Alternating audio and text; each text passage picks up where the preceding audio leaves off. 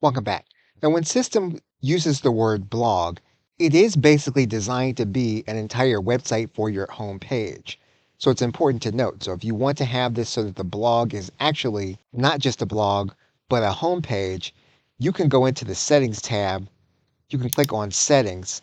And what you can do is you can make it so that this blog becomes your URL. And what it becomes functionally then is a website. And so you can make it so that it is not just a blog where you write, but it is your entire site. And what we have now done is we have now made it so that our blog URL is actually now our entire home page. We can now copy this home page and we can head to our new digital store. We can go to the website tab. We can go to digital stores. We can now go to our new digital store tab. We can now add in what is called a new product. Now, in this case, we're going to be using the external link.